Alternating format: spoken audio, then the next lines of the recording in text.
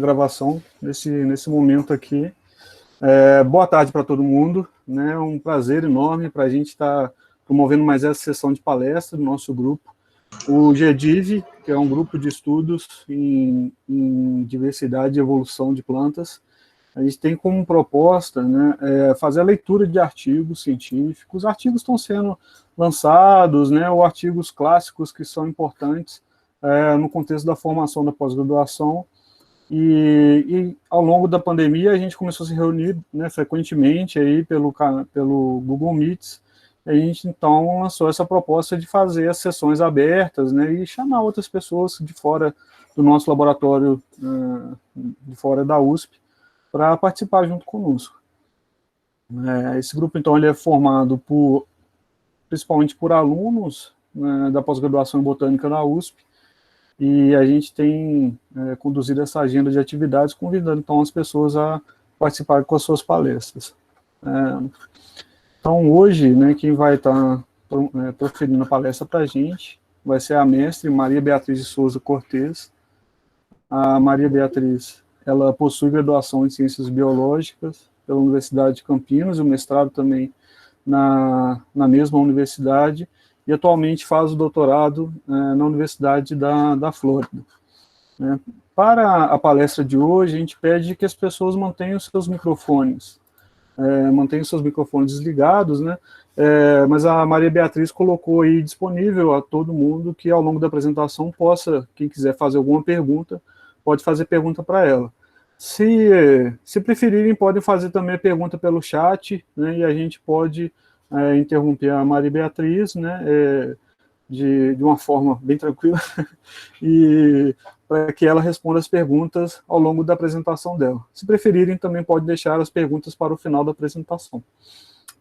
Então é isso, então, né, mais uma vez, muito obrigado pela presença de todos, e eu passo, então, a palavra para a Maria Beatriz, que vai, com a palestra, a relação entre a idade das comunidades vegetais e as características ambientais de Oak Bilf. Uma boa tarde para todos e espero que seja bem proveitoso. Oi, pessoal. Primeiro eu gostaria de agradecer a oportunidade do GEDIV. Muito obrigada pelo convite. E eu espero que a gente possa ter uma conversa bem produtiva a respeito desse artigo. E eu vou compartilhar a minha tela agora, mas pelo Google Meet eu não consigo ver a cara de vocês, mas está todo mundo com o vídeo desligado, então também não ia dar para ver de qualquer jeito. Mas, enfim, eu vou compartilhar para vocês conseguirem ver a minha apresentação.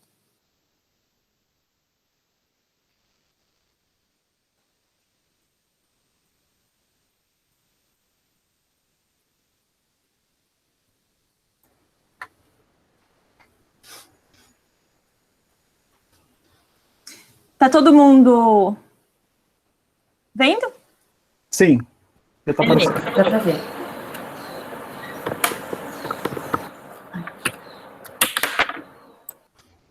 Então, tá certo. Então, vou começar. Bom, então, como o Renato disse, o título da palestra é Relação entre a idade das comunidades vegetais e as características ambientais em Oak Bilf. E esse trabalho foi realizado por mim, pelo Ryan Folk, C.J. Grady, o Jonathan Spielhoff, Stephen Smith, Douglas Soltis e Pamela Soltis. Então, vamos falar sobre a teoria Oakville, né? Ela foi, primeiramente, criada em 2009, né, pelo Stephen Hopper, e quando ele descreveu essa teoria, ele descreveu 7 premissas para caracterizarem a biota ocorrendo nessas paisagens, esses Oakvilles. O que são esses Oakvilles? São paisagens antigas, que são climaticamente estáveis e inférteis. Então, de acordo com Hopper, a biota que ocorre nessas paisagens, ela apresenta essas 7 características, né? Então, dispersão reduzida, aumento de endemismo e raridade, persistência acentuada de linhagens em indivíduos antigos, retenção de heterozigosidade, especiação prolongada nas margens, adaptação a solos salinos, especializações biológicas e nutricionais, vulnerabilidades específicas como remoção de solo e resiliência otimizada, por exemplo, a fragmentação. O que são, né, esses Oakvilles?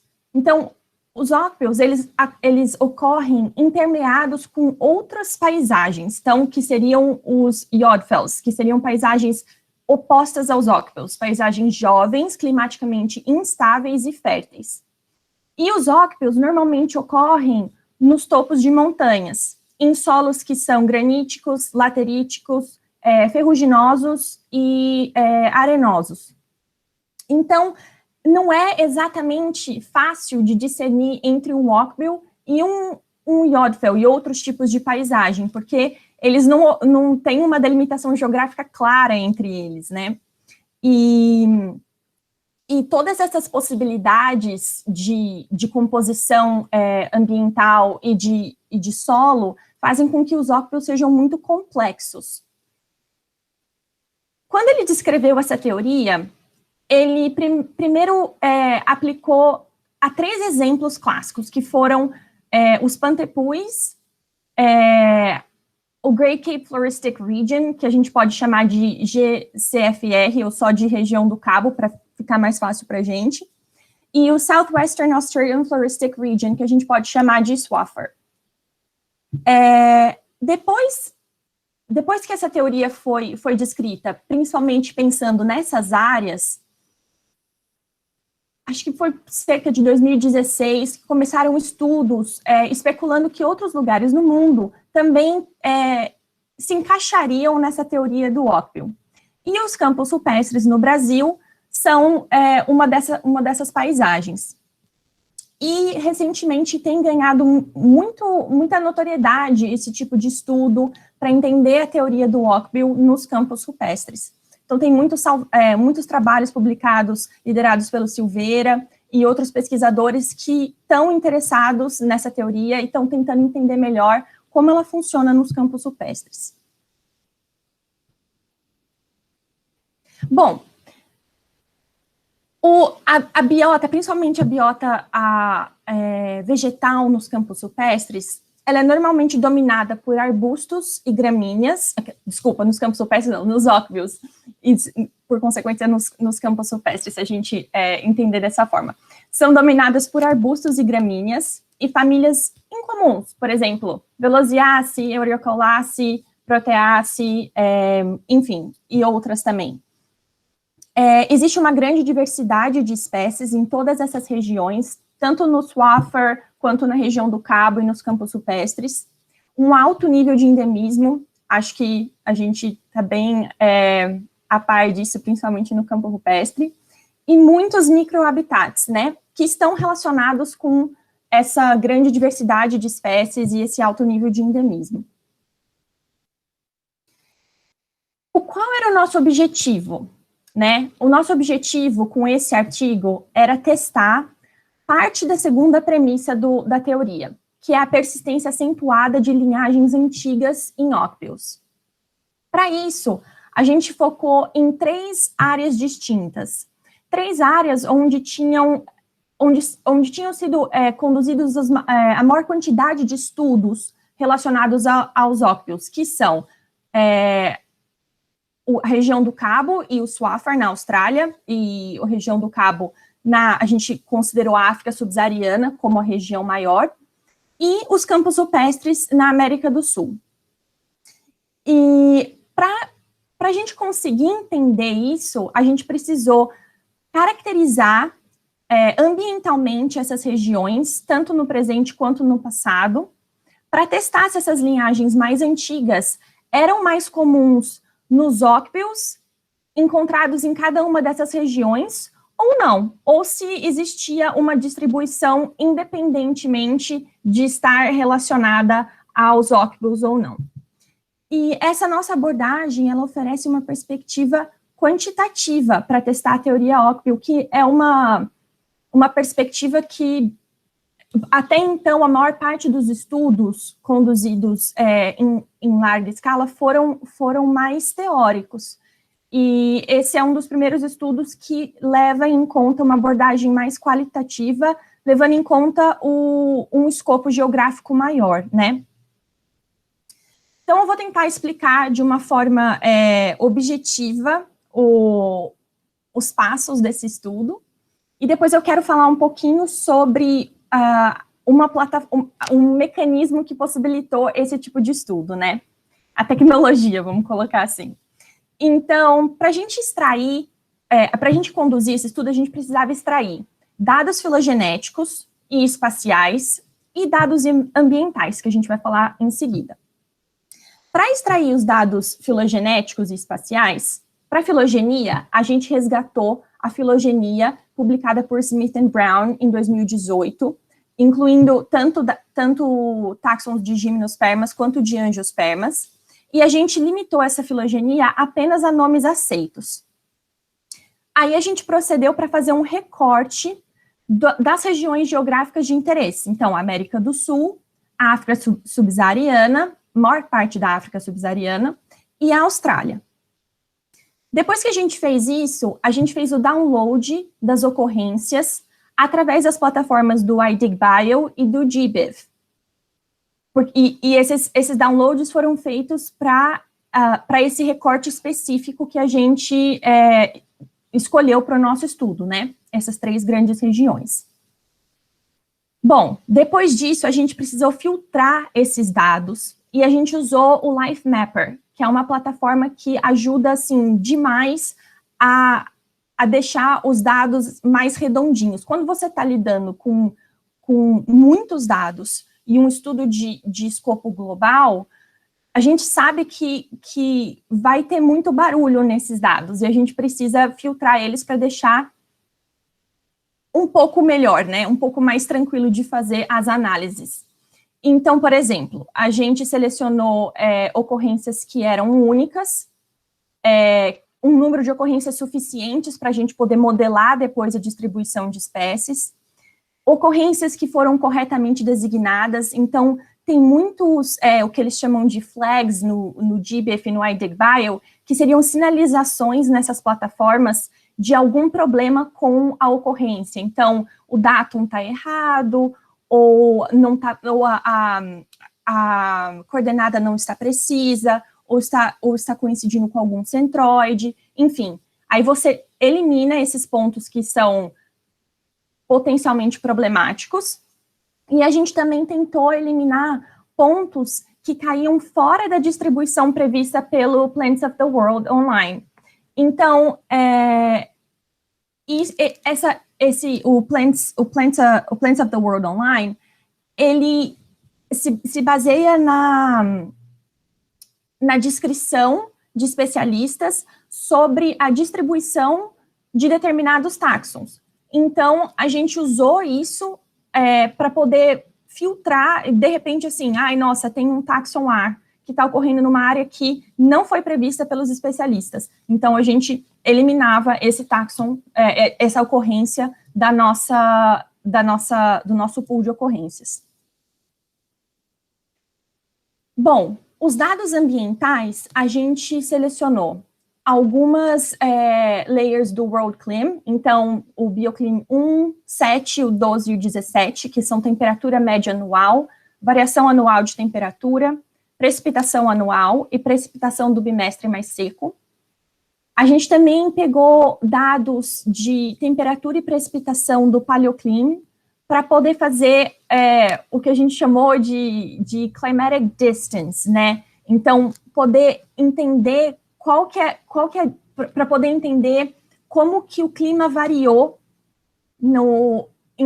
em alguns períodos que a gente tinha acesso, né, que o PaleoClim dá acesso, que é cerca de 3,3 milhões de anos no total, e são 6 períodos nesse total de tempo, e a gente calculou distâncias para par entre esses períodos para ver como que ocorreu a variação, tanto em temperatura quanto em precipitação. E a gente também extraiu dados do solo, então conteúdo de areia, de matéria orgânica, o pH do solo em água e o volume de fragmentos espessos. E, por fim, a gente também extraiu elevação do G-topo 30 para ter uma ideia de como era a elevação nessas nossas regiões, caracterizar em relação a todas essas variáveis ambientais. Bom, para integrar tudo isso, né? Esses dados espaciais, filogenéticos e ambientais. O que acontecia? Então, aqui a gente tem um recorte da América do Sul para exemplificar, e ele é organizado em um grid, e esse grid é formado por células de tamanho equivalente. Cada uma dessas células foi identificada como uma comunidade. E para cada comunidade, a gente fazia a modelagem de distribuição para cada espécie. Quando a gente tinha modelagem de cada espécie, que são esses SDMs, a gente sobrepunha os SDMs de cada espécie em uma comunidade, e você chega numa matriz de presença e ausência, que se chama PAM, né? Presence Absence Matrix. E aí, a gente pega a filogenia, aquela filogenia que a gente tem para cada região maior, que seria a América do Sul, a África subsaariana e a Austrália, e a gente corta a gente extrai dessa filogenia a filogenia correspondente a cada comunidade, a partir dessa nossa Presence Absence Matrix.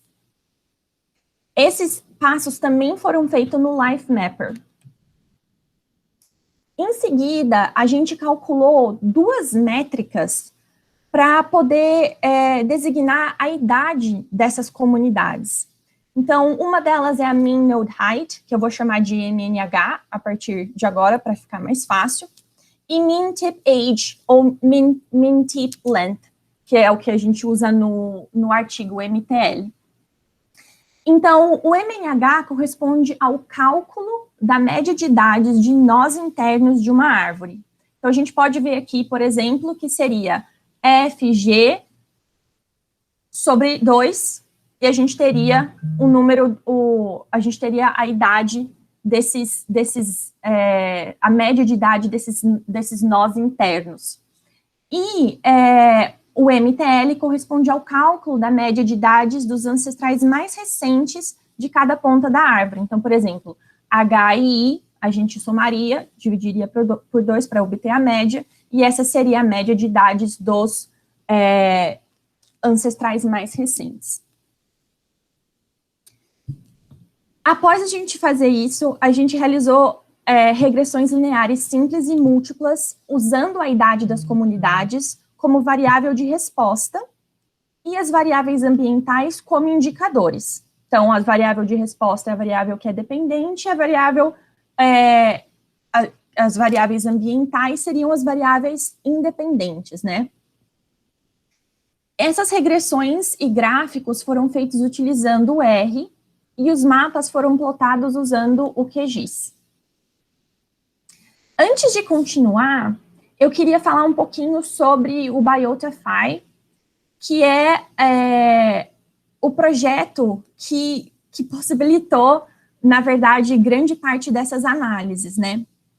Esse projeto é um projeto que tem por objetivo conectar importantes plataformas de armazenamento de dados, que nem iDigBio, o Open Tree of Life, o GBIF, o Life Mapper.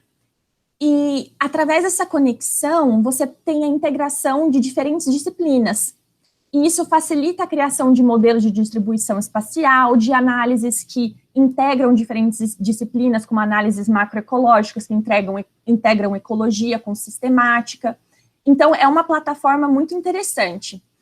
E ela só é possível por conta de uma infraestrutura muito poderosa de supercomputadores, porque para integrar todos esses dados num desktop, mesmo o mais poderoso do mundo, demoraria assim, muito tempo para conseguir rodar todas essas análises. Então, os supercomputadores aí ajudando a nossa vida. E se vocês tiverem dúvidas ou quiserem entender melhor o BiotaFi, vocês podem entrar em contato comigo ou com o CJ Grady, que é esse e-mail que está aqui no canto direito. E esse projeto é um projeto que está sendo executado e liderado por pesquisadores na Universidade do Michigan, na Universidade da Flórida e no Kansas University. Bom, Vamos voltar aqui e vamos dar uma olhada nos resultados, né? Essa é a primeira tabela do artigo. É uma tabela que mostra uma síntese das análises de regressão linear múltiplas.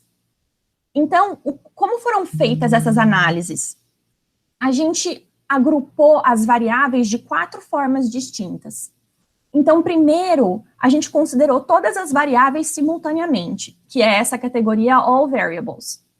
Depois, a gente considerou apenas as variáveis que se relacionavam às medidas de estabilidade climática, que eram distância de temperatura e distância de precipitação. Depois, a gente agrupou só as variáveis bioclimáticas, a Bioclim 1, 7, 12 e 17. E, por fim, a gente agrupou as variáveis relativas ao solo, associadas ao solo. Então, pH, o conteúdo orgânico, percentagem de areia e fragmentos espessos. O que a gente pode perceber é que os maiores valores de R quadrado são relacionados à análise envolvendo todas as variáveis. Então, é um conjunto, o que indica para a gente que é um conjunto de variáveis ambientais que influencia a idade das comunidades. A gente vê valores bem altos, 0,6, não bem altos, mas assim, significativos, 0,5, 0,6, menores para, aqui, desculpa, tá Southern Africa, mas na verdade é Sub-Saharan Africa. Valores um pouco mais baixos para a África, mas enfim, ainda bem relativos, bem significativos. Essa já é a segunda tabela do nosso artigo. E a gente vê aqui como cada variável está se comportando individualmente, né? Então, as regressões lineares simples, conduzidas só entre uma variável e a idade, seja ela medida pelo MNH ou pelo MTL, ou seja ela medida de uma maneira que captura nós mais internos da filogenia ou os nós mais próximos às pontas. O que é importante notar é que os valores, quando a gente olha para as variáveis individualmente, os valores de R quadrado são bem menores, e apesar de serem significativos, e a gente vê que não existe uma variável que é relevante de forma significativa e com um alto valor de R quadrado para todas as regiões. A gente tem algumas repetições, por exemplo, elevação na América do Sul e na África subsaariana, o pH na África subsaariana e na Austrália, mas a gente não tem uma única variável que fale assim, nossa, essa variável realmente está influenciando todas a idade em todas as comunidades, em todas as regiões. Bom, vamos dar uma olhadinha nos principais gráficos onde a gente obteve os maiores valores de R quadrado para a África subsaariana, e o que a gente pode inferir com esses gráficos. Então, a gente percebe que as comunidades compostas por linhagens mais antigas na África subsaariana tendem a ocorrer em solos ácidos, com elevação mais acentuada, e uma média anual de temperatura e precipitação mais baixas. Mas eu acho que precisa ter muito cuidado na interpretação. Bom, sempre ter muito cuidado em qualquer tipo de interpretação de resultados, mas principalmente nesse caso, em que a gente vê que o valor do R quadrado é bem baixo. Não tem, assim, não é um valor que, apesar de serem significativos, não são valores altos. Então, acho que precisa ter bastante cuidado na interpretação desses dados. Plotando essas comunidades no mapa, que eu acho que é uma das coisas mais legais que a gente pode observar, né, porque a gente tem uma ideia exatamente de onde elas estão ocorrendo, né, essas comunidades com linhagens mais antigas. A gente identifica 6 áreas principais. Então, o Great Escarpment, aqui no sul da África, que pega desde Angola até Moçambique, a região norte da Zâmbia e central da Angola, que é essa região maior aqui. Opa, eu passei. A região oeste de Guiné, a região sudeste do sul do Sudão, Quênia, uma parte aqui mais central do Quênia, e o chifre da África. Então, nessas localidades, a gente conseguiu observar uma intensidade maior no agrupamento de comunidades com linhagens mais antigas. O que é interessante é que, assim, apesar da gente não ter visto R's quadrados altos para a África e das relações terem se apresentado de forma mais fraca, e isso reflete a diversidade de característica ambiental de todas essas áreas. Então, por exemplo, a gente tem aqui o oeste de Guiné, que é dominado por florestas tropicais e úmidas, e o chifre da África, que é uma região caracterizada por um clima desértico. Mas algumas áreas, o Great Escarpment, essa área no Quênia que coincide com uma parte do Ethiopian Dome, e até mesmo a região oeste de Guiné, eles são áreas que estão em locais mais elevados, até mesmo o chifre da África, que estão em locais mais elevados. Então, talvez a elevação tenha um papel mais importante na questão no acúmulo, né, de linhagens mais antigas. Em relação à Austrália, o que a gente pôde perceber? A gente vê valores de R quadrado mais expressivos, né? E dá para perceber que as comunidades compostas por linhagens mais antigas na Austrália tendem a ocorrer em áreas mais úmidas e frias, e onde o solo não é arenoso e ácido. Eu acho interessante que quando eu estava dando uma olhada, assim, primeira vez que eu peguei os resultados e comecei a analisar e ver o que tinha acontecido, eu comecei a procurar na literatura coisas sobre artigos que relacionassem idade de linhagens com diversidade. Na Austrália, enfim, em todas as regiões estudadas. E teve um artigo recente, se eu não me engano, de 2016, do Thornhill, que ele investigou acúmulo de linhagens. Uma das coisas que eles investigaram foi acúmulo de ramos das árvores que são mais curtos ou mais longos do que o esperado, e aonde isso acontece na Austrália. E aí, eles encontraram que essas regiões que eu coloquei aqui no mapa, o Wet Tropics, que é mais ou menos onde está o número 1 aqui, mais ou menos nessa região, New England, que é mais ou menos aqui onde está o número 2, Australian Alps, que é aqui onde está o número 3, e a Tasmânia, onde está o número 4, eles conseguiram identificar que existia um acúmulo de linhagens mais antigas nessas áreas, através de um outro tipo de métrica. E a gente identificou a mesma coisa. Então, eu achei isso interessante e é uma comparação legal entre esses dois estudos, que foram conduzidos de forma diferente. Outra coisa interessante em relação à Austrália é que houve uma mudança significativa entre o mapa, né, e até na intensidade dos gráficos, quando usava o MNH ou o MTL. Então, eu vou voltar aqui para vocês verem a diferença principal nessa região oeste da Austrália. Então, vejam quando a idade das comunidades é medida em termos de MTL, que seria a idade dos nós mais distantes, né, da root da árvore, e como isso é diferente quando é medido em termos de MNH, que pega uma idade que é mais interna.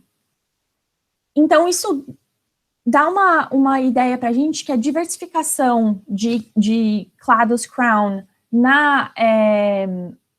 áreas mésicas, que são essas áreas mais ao leste da Austrália, são provavelmente mais antigas do que as diversificações nessas áreas mais desérticas.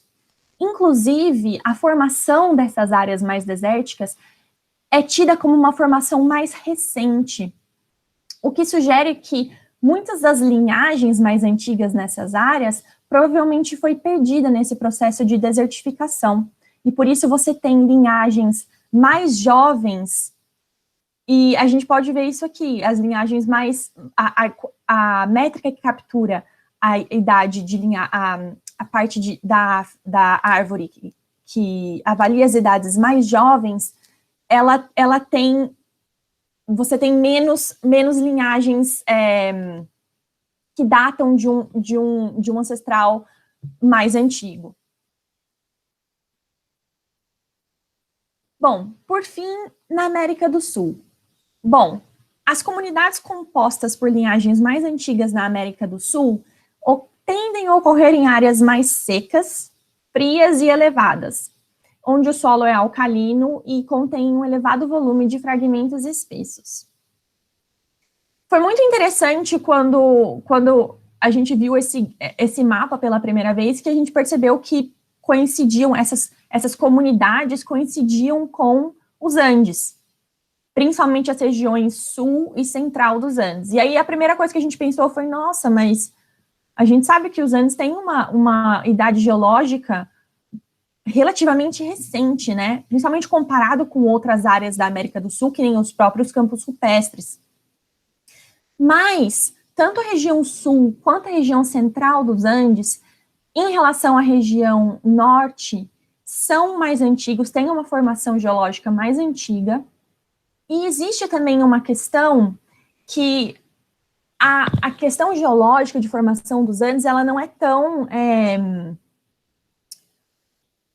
direta, assim, straightforward, que nem a gente imagina.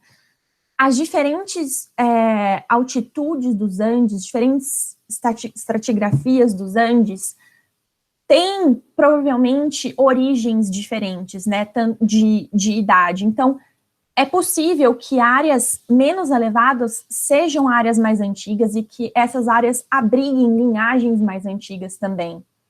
Só que no nível que a gente realizou, no nível de escala, né, a escala que a gente usou para realizar esse trabalho, não dá para ter esse tipo de refinamento para poder dizer, as altitudes intermediárias dos Andes que estão abrigando essas linhagens mais antigas. Então, isso é uma coisa que fica, assim, para um próximo desdobramento, quem sabe. E aqui, só para mostrar, a gente não observou muita diferença entre o mapa do MTL e MNH para a América do Sul e nem para a África, foi só para a Austrália mesmo. Aqui eu só queria enfatizar que as regiões de Ockwell não coincidiram de uma forma geral com comunidades que possuem linhagens mais antigas.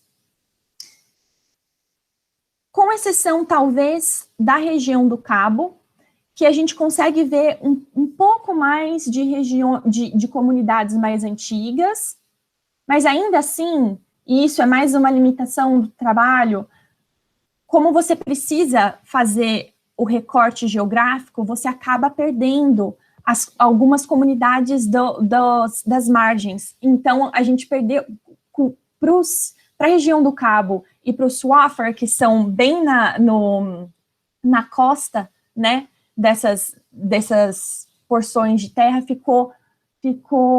a gente acabou perdendo algumas comunidades aqui.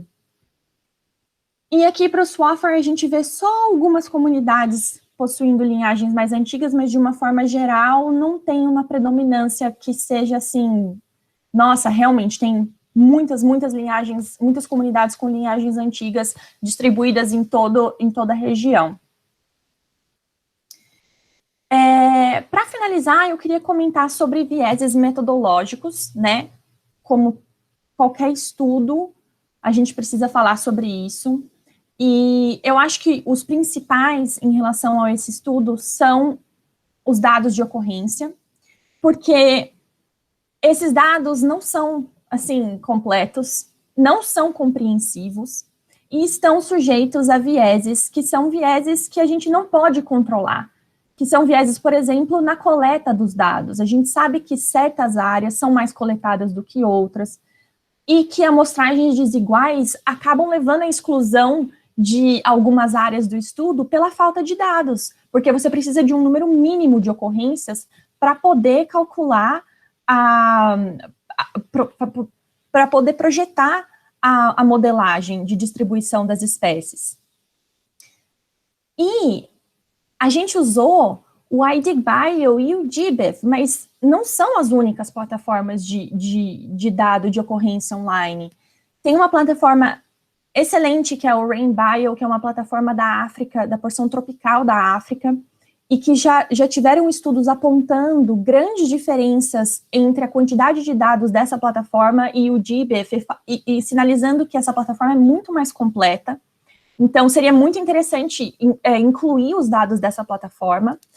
Apesar do Species Link e do Atlas of Living Australia terem mais sobreposição com o GBIF e o iDigBio, também existem dados que são exclusivos dessas duas plataformas. Então, seria muito interessante poder incluir o maior número possível de plataformas, respeitando aquelas etapas posteriores de limpeza dos dados, para poder ficar com um conjunto de pontos mais acurado possível.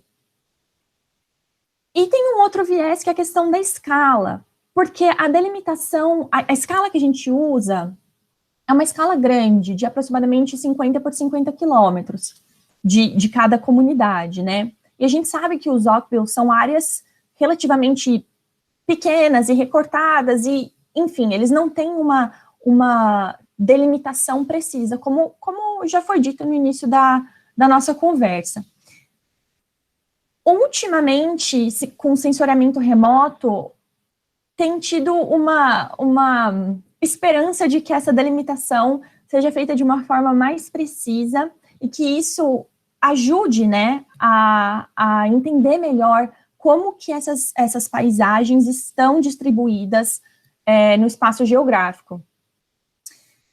E existem estudos que foram conduzidos em escalas geográficas menores, como esse estudo muito legal da ZAP, que foi publicado em 2017, que identificaram acúmulo de linhagens antigas em campos rupestres, em solos quartzíticos, mas como a gente estava conduzindo um trabalho numa escala geográfica grande, ficava complicado usar uma escala tão, assim, muito menor do que 50 por 50, não só pela quantidade de dados que iria aumentar, né, aumentando a questão da sobrecarga computacional, mas também porque isso pode gerar alguns tipos de problemas nas análises, quando você aumenta o número você deixa a escala, uma escala mais detalhada, você pode aumentar o número de células vazias, número de comunidades com dados e essas células vazias seriam células vazias criadas de forma artificial, não de forma natural. Isso poderia influenciar as nossas análises de regressão linear. Para concluir, a gente percebeu, então, que, independentemente da forma como foi aferida a idade das comunidades, tanto usando o MNH quanto o MTL, essas duas métricas, existe uma combinação diferente de fatores ambientais que influenciam a idade. Não vimos um fator especificamente responsável por influenciar a idade de comunidades, assim, o mesmo fator influenciando as diferentes regiões investigadas, né? E, embora a gente não tenha visto uma associação tão clara entre linhagens mais antigas e Oakvilles, isso pode ter ocorrido por causa de algumas limitações metodológicas do trabalho, como a questão de dados insuficientes, ou até mesmo a questão da escala, que não foi uma escala tão detalhada quanto poderia ser para entender melhor a distribuição geográfica dos ópios. Para isso, a gente sugere que estudos futuros sejam conduzidos numa escala mais detalhada e incluam dados de ocorrência do maior número de plataformas possível, respeitando essa questão da limpeza dos dados para tentar eliminar dados que sejam problemáticos e confusos e que vão influenciar os resultados de uma forma negativa. E eu queria agradecer a Pam e o Doug, que são meus orientadores, o Ryan Folk, o CJ Grady, que é a pessoa por trás dessa parte computacional do LifeMapper e do Biotify, junto com a Amy Stewart. Então, são assim, eles dois são demais, são pessoas muito acessíveis e que entendem bem dessa questão computacional e de como integrar isso, como integrar todos esses dados. O John Spielhoff e o Steven Smith, que também participaram desse trabalho. Também queria agradecer o convite, mais uma vez, do GDiv, o Renato Ramos, o meu laboratório, o Biotify, e o Dr. João Vidal, que me ajudou bastante com esse trabalho, e a Universidade da Flórida, e o Florida Museum of Natural History, que é também aonde eu estou aqui. E é isso, estou à disposição para perguntas. Muito bem, Maria Beatriz, muito obrigado pela apresentação. Se puder, por favor, fechar o modo de apresentação. Isso, obrigado. Nesse momento, a gente, tradicionalmente, pede para todo mundo abrir as câmeras, por favor. E seus microfones também, todo mundo ao mesmo tempo. E a gente bate palmas.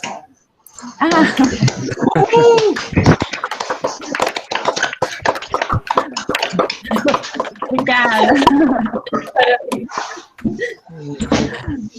Essa é a forma da gente se aproximar, né? Apesar da distância. Gostei. Maria Beatriz, excelente apresentação, nossa, muito didática, você foi, assim, passando por todos os pontos, né, metodológicos, pode gerar dúvida. O texto do seu artigo também, assim, uma clareza, né, muito bom de ler, muito fácil de entendimento, e um trabalho que para a gente foi muito cativante, assim, né, pensar essas questões de Ocbill é sempre um desafio, assim, né, testar essa hipótese, e ver o tanto que ela é robusta, né, ela é muito atraente para quem trabalha com biodiversidade, trabalha com campos rupestres, e aí você traz, então, uma análise tão... Nossa, quantos dados, né, que análise robusta, né? Foram bastante dados.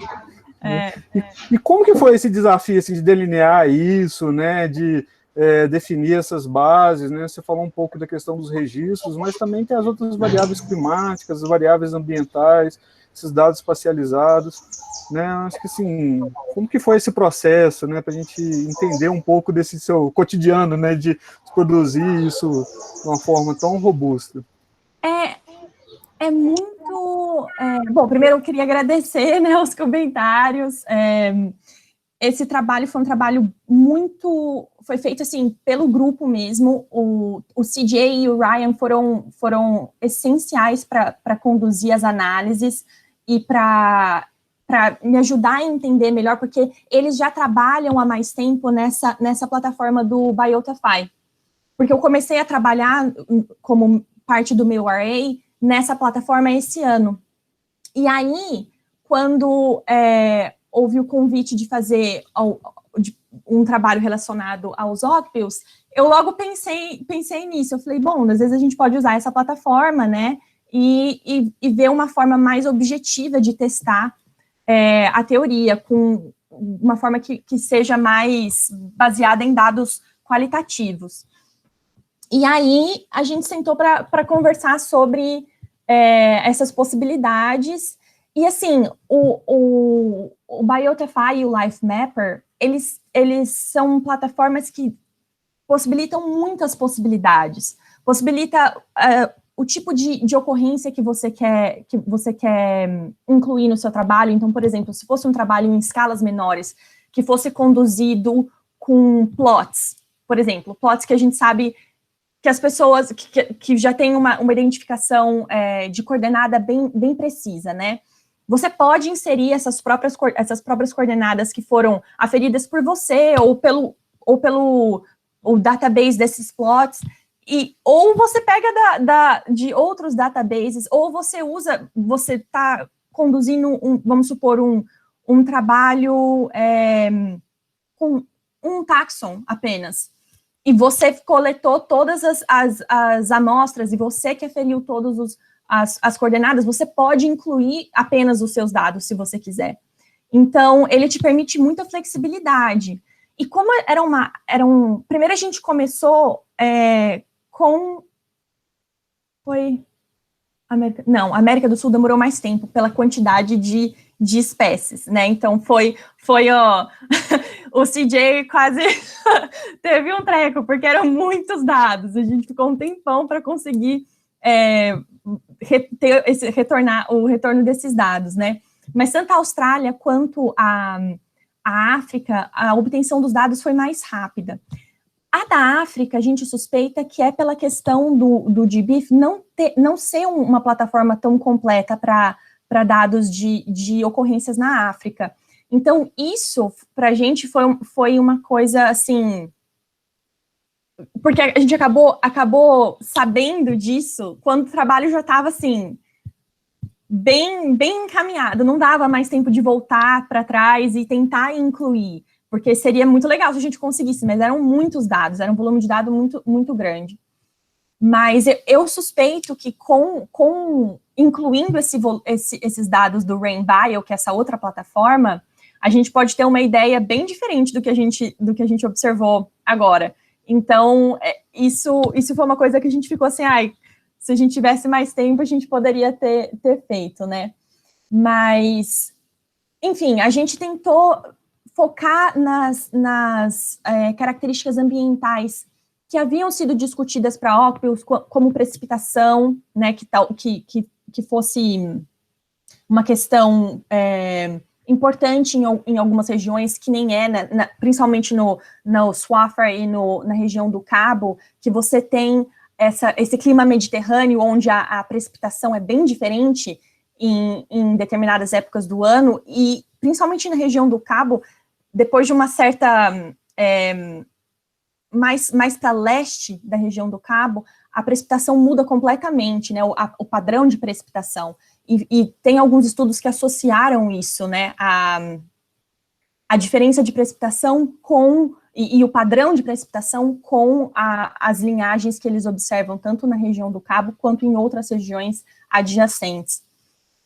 Mas tinha, assim, tem uma infinidade de dados ambientais que a gente poderia usar, questão de nutriente de solo, que a gente não utilizou, outras variáveis do BioClean, que não deu para utilizar, mas tem um certo momento que você tem que fazer um corte, né? Então, eu vou usar isso aqui faz sentido nesse momento, a temperatura, a precipitação, elevação, a questão do solo, que é uma coisa que é muito enfatizada na teoria do ópio, né? Pela questão de ser um solo mais empobrecido. Então, a gente viu a questão da matéria orgânica e a questão dos fragmentos, porque os fragmentos também têm a ver com o solo, mas quanto maiores os fragmentos, em geral, você tem solos mais pobres, né? Então, a gente tentou focar nesse tipo de variável ambiental, mas são muitas, né? Assim, é difícil escolher. Legal, bacana.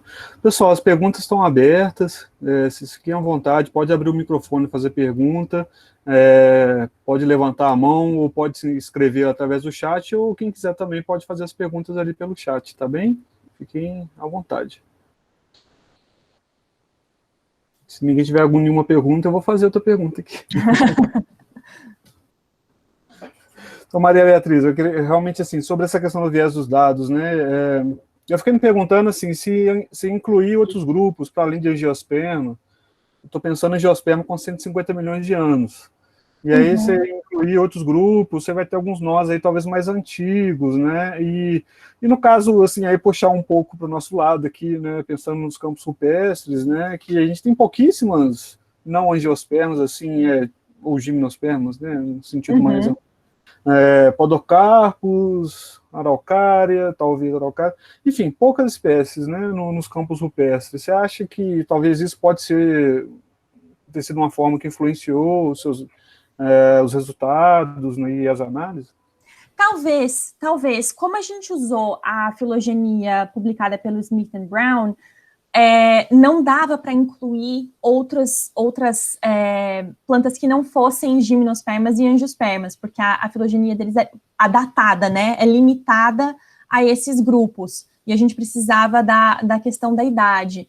Mas eu acredito que possa existir uma diferença se você incluir outros grupos, principalmente, apesar da gente não ter muitas gimnospermas nos campos rupestres, existem pteridófitas, né? Então, elas também têm uma origem mais antiga, e pode ser que isso puxe um pouco a idade para uma idade mais antiga. Mas a gente não conseguiu fazer isso por essa limitação da filogenia. Mas, para quem tem filogenias, para grupos específicos que capturam essas idades mais antigas, seria muito interessante fazer esse tipo de análise, né? Para poder comparar um nível de um grupo mais específico. Muito bem.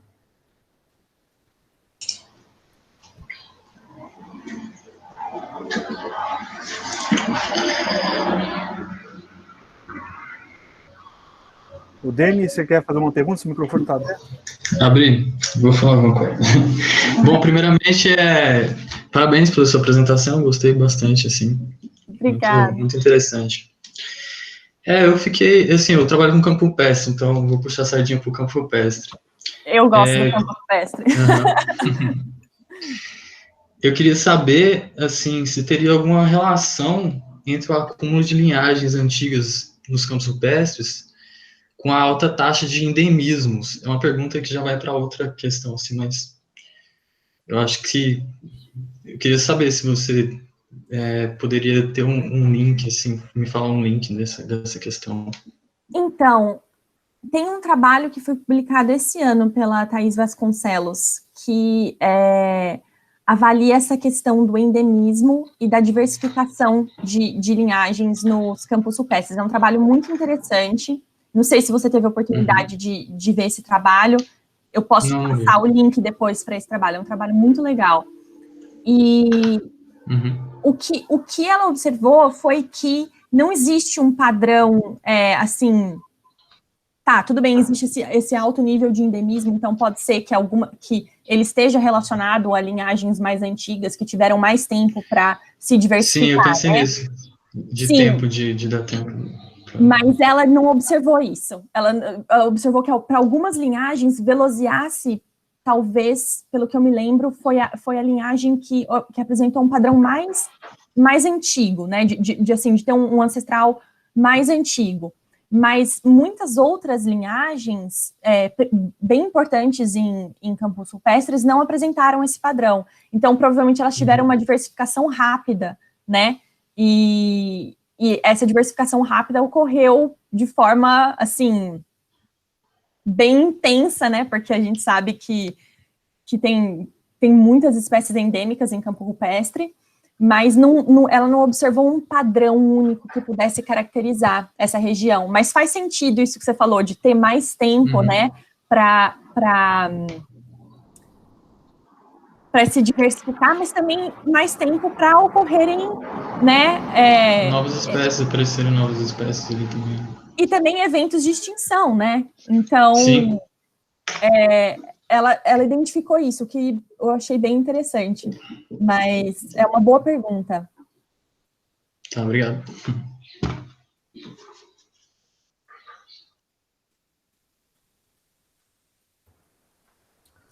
Está aberto para perguntas, fique à vontade. Oi, tenho uma pergunta. Oi, Primeiramente, parabéns pela apresentação. obrigada. Estava ansiosa para ouvir, porque já faz tempo que eu me interesso muito pelo tema, embora eu ainda tente entendê-lo. Todos nós.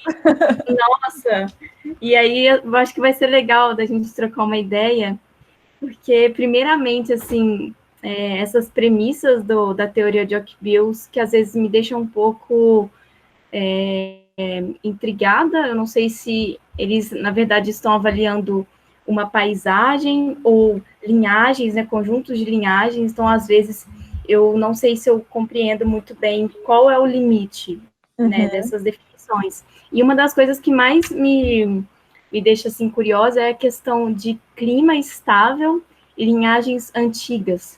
Primeiro, o que seria, por exemplo, um clima estável, segundo essa teoria das Ocke-Bills, que, por exemplo, Campos Supestre, sendo uma Ocke-Bill, né, apontada pelo Hopper, acho que no segundo artigo, né? Sim. A gente pensa, bom, ele é estável em que sentido, assim, porque, é claro, eu não estou te perguntando assim, nossa, como é a teoria, mas, assim, queria saber o que você acha disso, né? Porque até onde eu li, assim, eu não consigo ver um padrão estável para o clima dos campos supestres, a ponto de coincidir com essas linhagens que estão com essas linhagens antigas. São, por exemplo, desde Velociace até a linhagem mais jovem, né, desse artigo da Thais, muitas coisas aconteceram com o clima. E eu fico me perguntando o que seria um clima estável, né? Sim. E a segunda questão é o que seria uma linhagem antiga. Se tem algum artigo que investigou, por exemplo, lá na África do Sul, né, na região do Cabo, se tem alguma evidência, né, alguma coisa mais robusta, assim, para dar um suporte. O quão antigo seria uma linhagem e uma Ocke-Bill?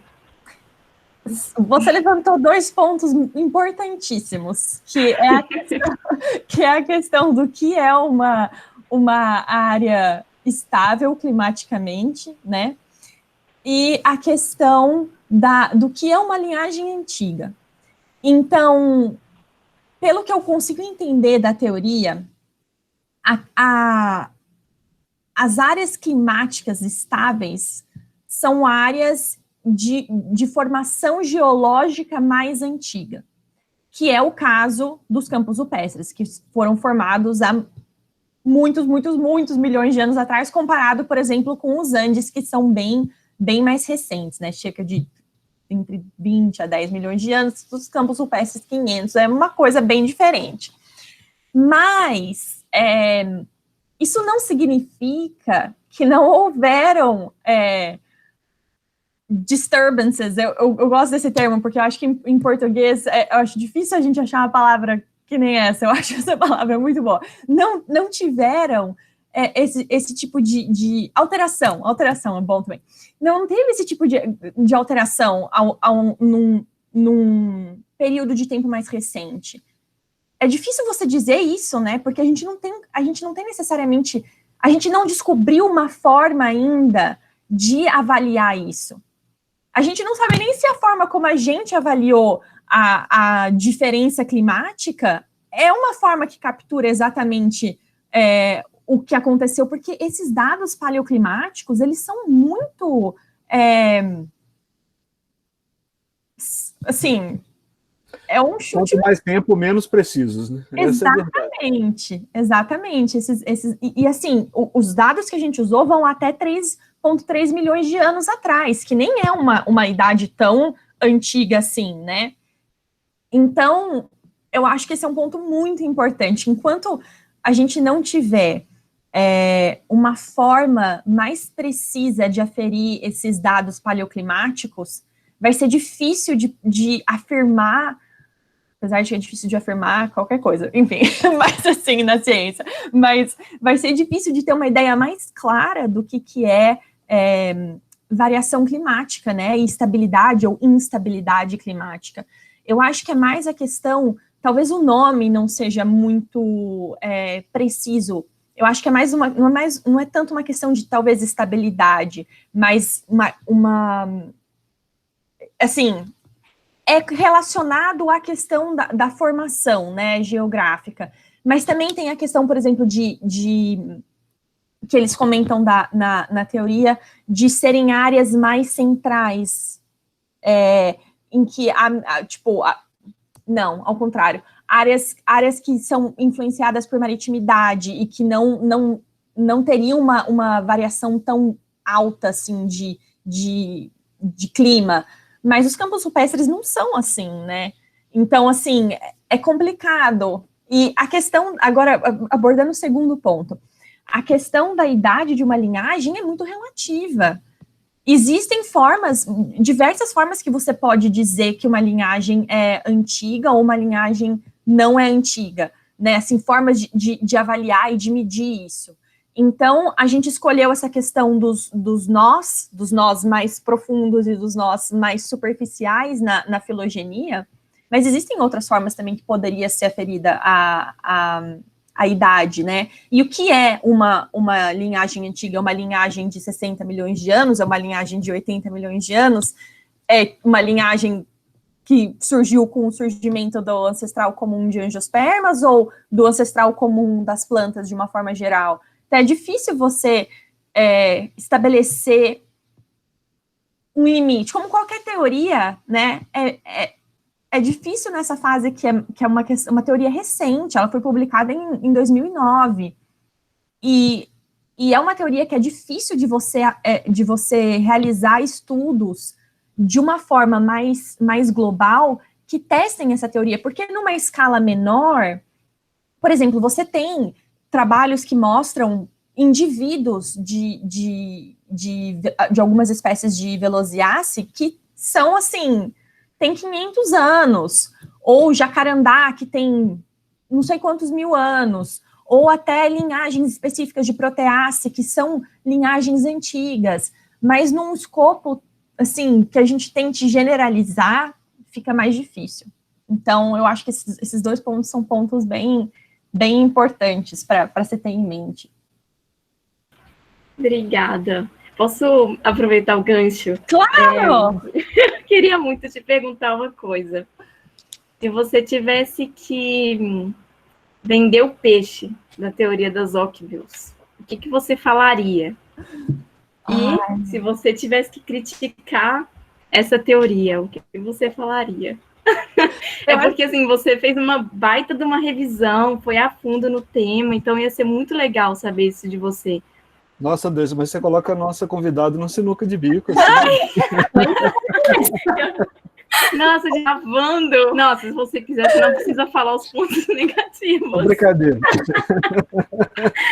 Não, fica à vontade, tá? Na verdade, eu vou começar com os pontos negativos, que eu acho que ficam mais... Assim, eles estão relacionados ao que a gente acabou de conversar, né? Que é essa dificuldade de delimitar o que é uma linhagem antiga, por exemplo, no contexto dessa premissa, porque a gente ainda tem todas as outras premissas, né? Então, no contexto dessa premissa, eu acho difícil você delimitar o que é uma linhagem antiga ou o que não é uma linhagem antiga, apenas por você, de repente, ter um número elevado de espécies da família naquela região, né? Porque não necessariamente isso significa que todas as linhagens daquela família são linhagens antigas, né? Então, eu acho que essa é uma questão, uma questão complicada. E são áreas, com exceção da região do Cabo e da região do Swaffham, na Austrália, que são áreas muito similares em termos de clima, né? São áreas de clima mediterrâneo. Os campos rupestres não são. São áreas que têm um clima bem diferente. Os pantepuis já também não têm um clima mediterrâneo.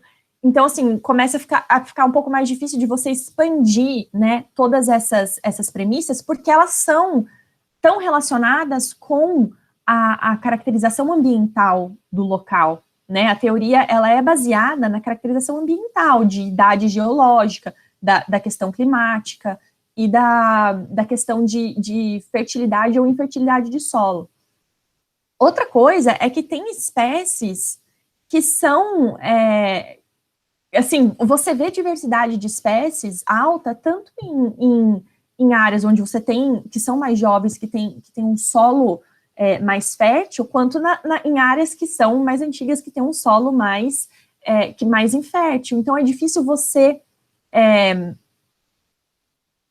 pensar nisso, ainda mais porque existe a ideia de que florestas são mais antigas do que áreas mais áridas, né? O processo de desertificação na Austrália é um processo novo, e o processo de criação das savanas na África é um processo mais recente, muito mais recente do que a criação das florestas na África. Então, é complicado fazer essa generalização. Eu acho que esse seria o ponto negativo.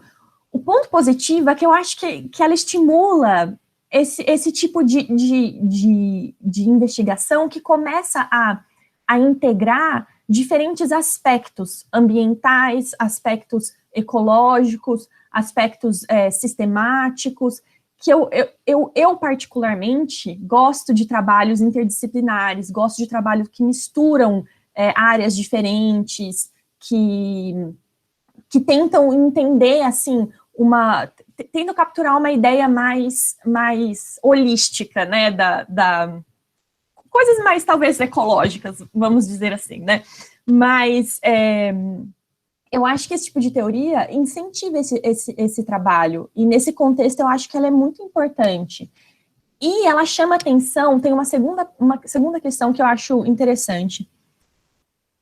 Para esse tipo de paisagem que normalmente é tida como uma paisagem pobre, né? E isso a gente sabe, assim, os fãs de campos rupestres da ligação sabem que isso é uma mentira, né? Porque os campos rupestres são super diversos, mas tem essa percepção, principalmente pelo público leigo, e que é nossa responsabilidade como cientistas informar de uma forma clara, que não é essa a verdade, não são só florestas que são ricas em diversidade vegetal. Outras áreas também são, áreas que as pessoas não têm essa percepção.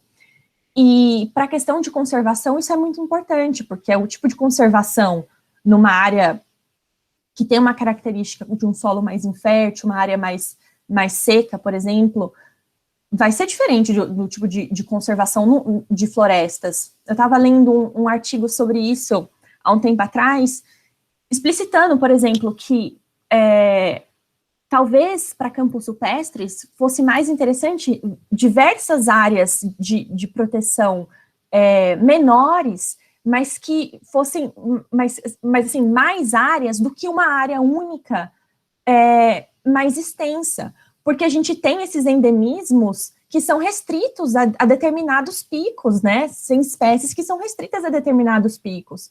Então, se você tem uma área só mais extensa, você vai estar perdendo muito dessa diversidade. Agora, florestas, por um outro lado, são ambientes que são favorecidos por uma área mais extensa. Então, eu acho que nesse sentido é importante essa teoria, porque ela faz a gente pensar sobre essas questões. Eu não sei se eu respondi, mas...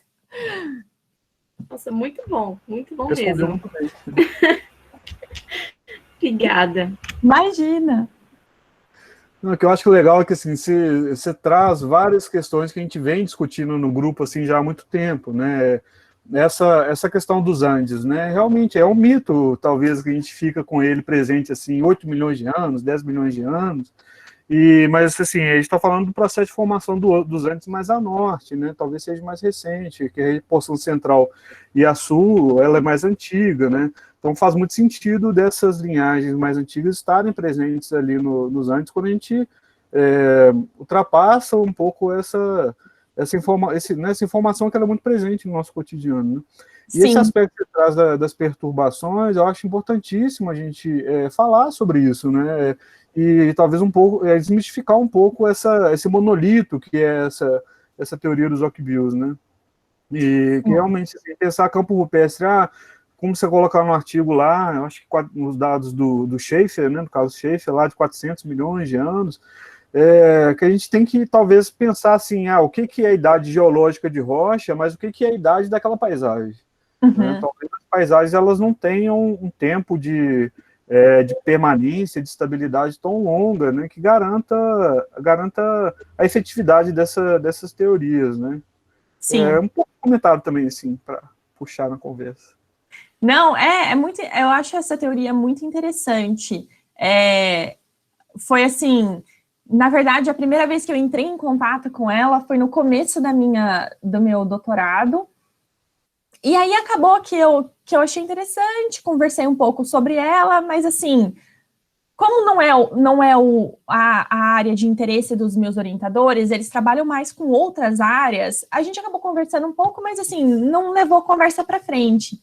E aí, depois que eu fui recuperar isso, quando eu resolvi que eu ia trabalhar com campos rupestres e que eu estava, assim, tentando entender melhor, né, os campos rupestres, que aí eu entrei mais em contato com isso e comecei a conversar com a Thaís bastante sobre isso, e depois com o Fernando, com o João, e aí a gente foi, né, pensando sobre essa teoria. Mas eu acho que é importante, né, assim, discutir e pensar de que forma ela pode ser aplicada ou levada em conta, ou de que forma ela estimula, né, esses tipos de estudo. Então, eu acho legal. Não, bacana, com certeza. Pessoal, estamos abertos aí, mais uma perguntinha, mais alguém querendo perguntar? A gente já está avançando na hora, já são 5h17.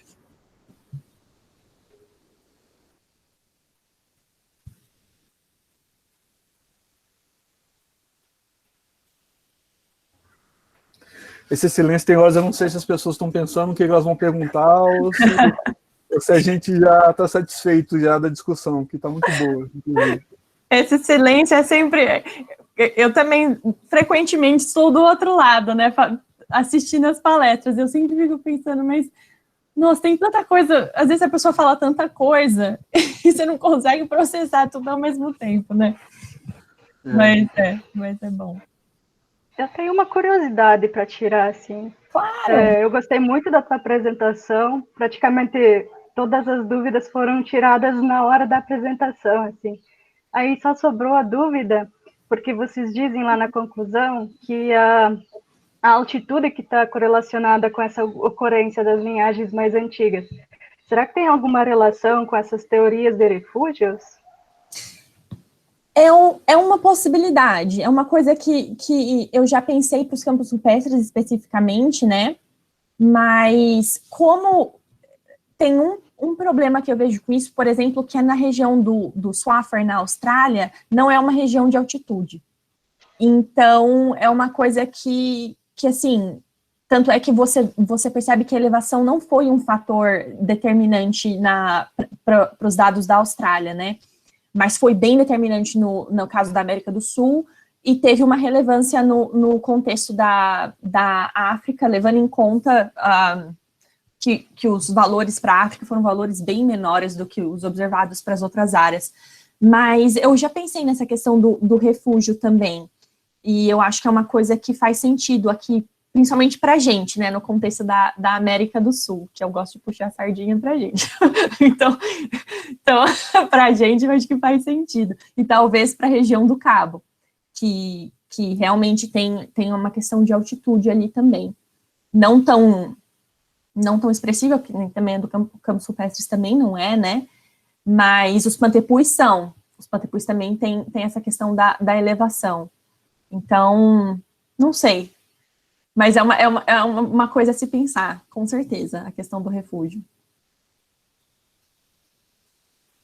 Obrigada. Imagina! Muito bem, pessoal. Mais alguma perguntinha? Última oportunidade. Maria Beatriz, queria mais uma vez, então, reforçar o nosso agradecimento da sua disponibilidade, né, de preparar essa palestra tão bacana para a gente. Elogiar novamente, seu artigo está muito legal, né? Nossa, faz a gente ficar pensando num milhão de coisas. Enfim, né, agradecer muito, né, agradecer a todos que estiveram participando aqui hoje, né, hoje foram em torno de 25 pessoas que participaram, do nosso encontro. E dizer também, né, que a gente vai estar disponibilizando essa apresentação, deixar disponível no nosso canal no YouTube. Muito obrigada, Renata, todo mundo que participou hoje, e foi bem gostoso, foi bem legal ter essa conversa com vocês, perguntas muito boas, né, acho que é importante ter esse tipo de discussão, e eu agradeço demais o feedback, é legal quando a gente publica um trabalho que as pessoas, assim, gostam de conversar sobre, né, que acho que isso é o importante, conversar sobre o que foi publicado, né, e discutir caminhos futuros, ou enfim, discutir os processos, acho que isso que é importante. É isso, essa é a proposta do nosso grupo, né? A gente não quer simplesmente li, gostei, fiquei quietinho, não comentei nada. A gente quer comentar sobre aquilo que a gente está lendo, sobre aquilo que a gente está estudando, pelos temas que a gente, né, mais aprecia também. Legal. E se alguém tiver interesse na questão do Biotafy e do Life Mapper e quiser mais informações sobre isso, aí entre em contato comigo e eu direciono melhor. Se vocês querem entender melhor sobre a questão computacional, eu direciono vocês para o CJ e para a Amy, porque eu não vou saber explicar como eles, mas em termos de aplicabilidade eu posso dar uma ajudada, mas é um projeto bem legal e que acho que a questão do Life Mapper vai facilitar bastante alguns tipos de análise. Então, se alguém tiver interesse, é só entrar em contato comigo. Bacana, e a gente também fica aqui à disposição, né, se tiver outros artigos para recomendar, outros trabalhos, a gente também pode trazer para cá, tá bem? Combinado. Então é isso, pessoal, eu vou encerrar a gravação aqui, e depois a gente, na sequência da interrupção da gravação, a gente faz o nosso happy hour.